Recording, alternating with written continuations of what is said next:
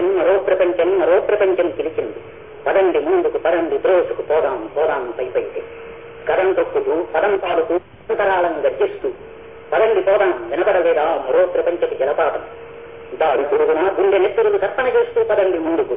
బాటలు నడిచి పేటలు కలిసి కోటలన్నిటిని దాటండి. నదీ నదాలు అడవులు కొండలు ఎడారులా మన గడ్డంకి.